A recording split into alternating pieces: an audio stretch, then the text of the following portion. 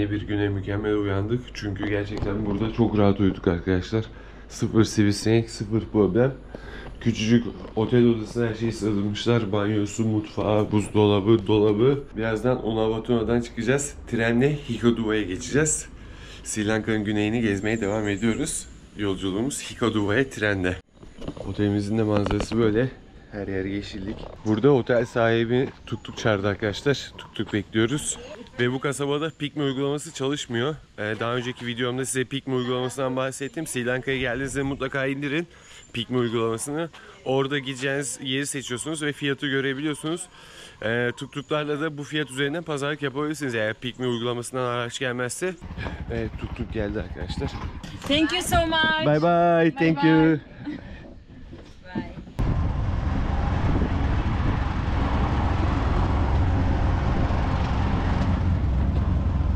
Akşam internetten tren saatlerine baktık. 2 tane site saat 9.30'da tren var diyordu.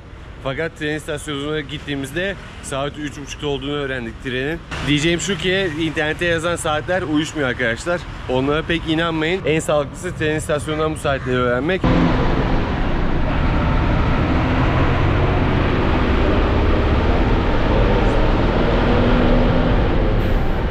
An itibariyle Hikoduwa şehir merkezindeyiz. Yolculuğumuz yaklaşık 45 dakika sürdü. Şimdi otelimize gidiyoruz. Otelimize eşyalarımızı bırakacağız.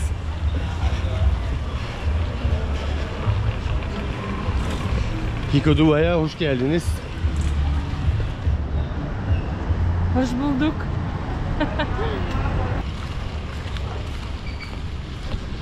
Otelimiz de tren istasyonunun yanında, tam 200 metre sonra otelimize ulaşacağız. Otelimiz de bu. Cinnamon City diye bir yerde kalacağız, bakalım nasıl çıkacak.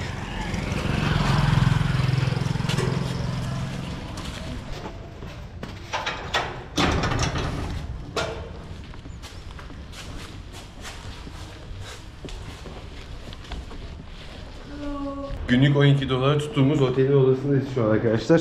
12 dolara da böyle bir oda tutabiliyorsunuz. Odamızın hemen yanında da böyle bir mutfak var. Ortak alan arkadaşlar. Yiyeceğimizi, içeceğimizi alıp burada kullanabilirmişiz. Otel sahibi söyledi.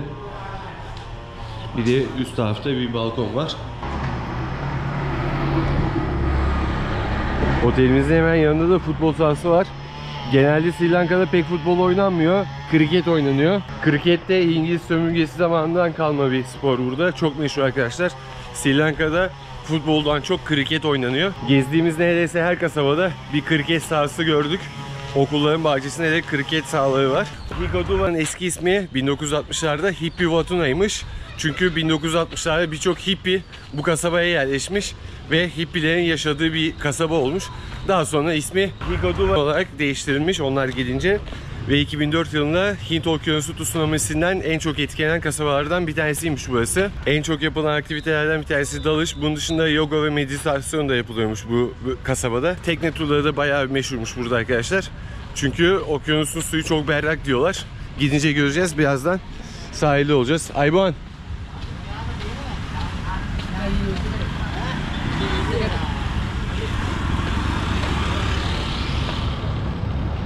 2004 yılında Sri Lanka tsunami'den çok etkilenmiş arkadaşlar. Yaklaşık 35.000 kişi hayatını kaybetmiş Sri Lanka'da. Ve bu çok ciddi zararlar vermiş ülkeye ve burada yaşayan halka. Şu anda bu şehrin güncel nüfusu da 100.000 civarıymış arkadaşlar.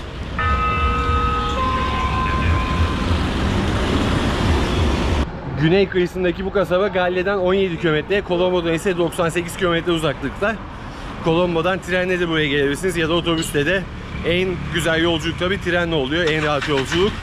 Biraz daha uzun sürüyor otobüse göre ama çok daha konforlu bir şekilde yolculuk sağlanıyor Sri Lanka'da trenle.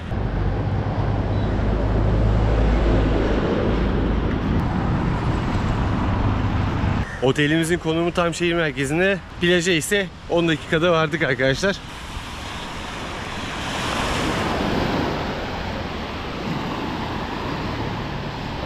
Country you from? I said Turkey. He said, okay, and going. Bu kıyı şehrinde neredeyse herkes biraz Rusça konuşuyor arkadaşlar. Otel sahipleri, tuk-tukçular, restoranlar.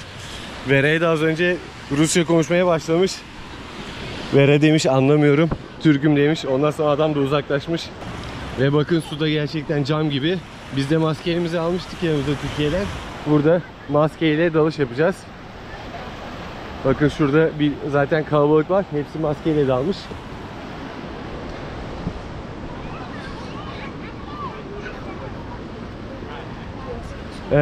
Do you have menu? Menu no, it's private bed, sir. Do you have menu? You don't have. We want to eat something. Eat something. No. When you get close, Okay. open, close. We want to just, eat something. මොකද අහන්නේ? We want Private bed දෙක. sir, one bed 1,000. Good mattress. No. We will eat something. Thank you. Şezlong diyor 1000 rupi diyor. Yiyecek de bir şey yokmuş.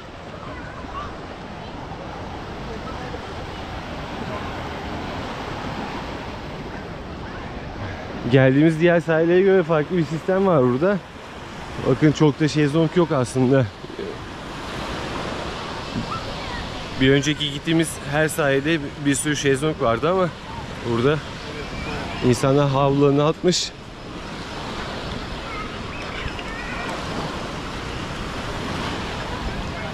Sahilden bir otele girdik. Otelden caddeye çıkıyoruz. Çünkü sahilde restoran göremedik. Şimdi caddede bakacağız. Önce karnımızı doyuracağız. Daha sonra sahile tekrar ineceğiz.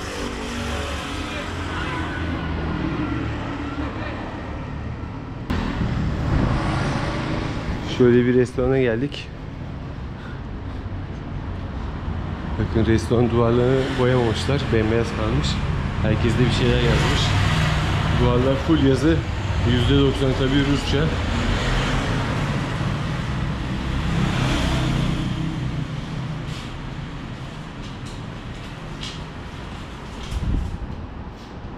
Tek kelime Türkçe yazan yok.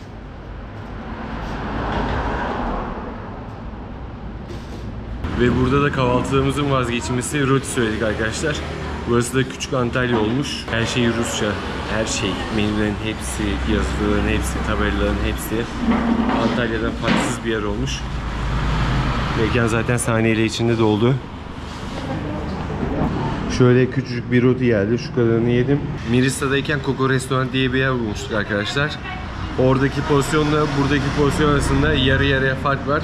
Aynı fiyata tabi. Oradaki gerçekten mükemmeldi. Buradaki gayet sıradan. Çok basitçe yapılmış bir şey. Bunların fiyatı 800 rupi. 2 dolardan biraz yüksek. Ama kalite gerçekten çok düşük. Ve sahile indik tekrardan. No.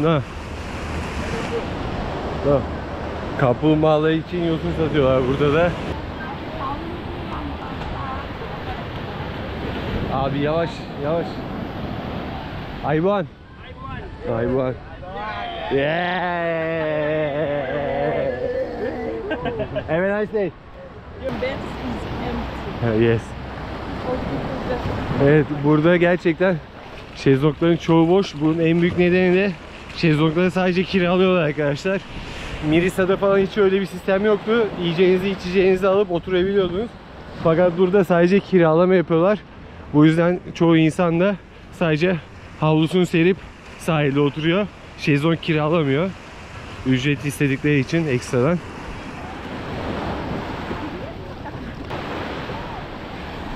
Şu sağ tarafımızda Hikoduwa Beach kaldı. Burası da Turtle Beach olarak geçiyor. Zaten geldiğinizde sudaki insan kalabalığından çok rahat anlayabiliyorsunuz kaplumbağaların olduğunu.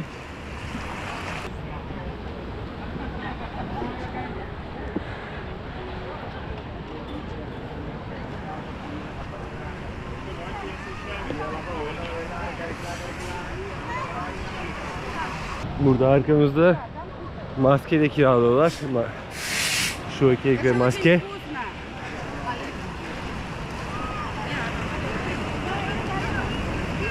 Bakın burada ne yazıyor? Dokunmayın diyor, üstüne basmayın diyor. Fakat bazı insanlar dokunuyor arkadaşlar. Bu onlar için gerçekten çok zararlı. Hatta hemen sahile bir tane Kaplumbağa yanaşmış bile.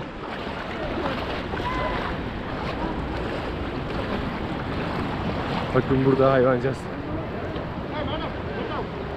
Hatta şurada da var. Bayağı kaplumbağa var burada.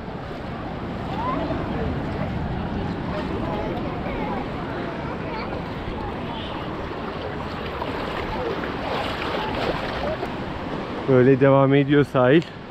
Fakat biraz daha sessiz, sakin bu taraflar. Pek insan yok. Burada sadece kaplumbağa var. Pek yüzülecek bir yer değil. Sahilin diğer tarafına gideceğiz biz de. Orada dinleneceğiz, yüzeceğiz.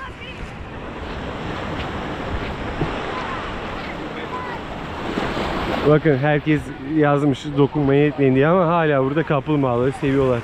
Kedi köpek sever gibi.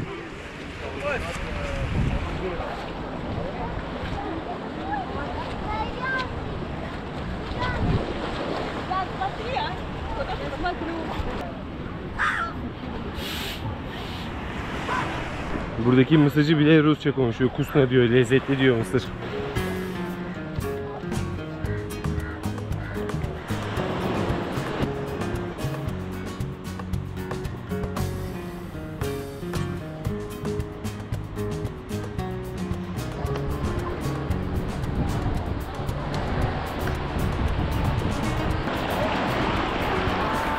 Suyun altında mükemmel bir manzara var. Suyun altını göstereceğim şimdi size.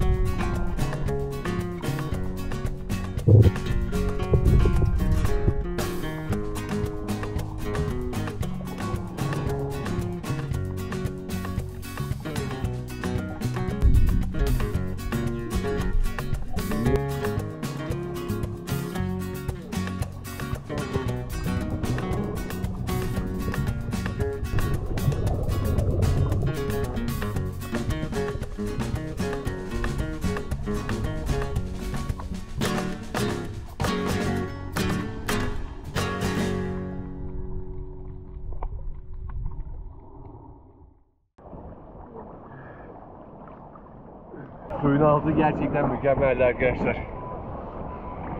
Şok olduk. Harika balıklar var. Çok çeşitli balık var. Kesinlikle tavsiye ederim bu deneyimi yaşamanızı.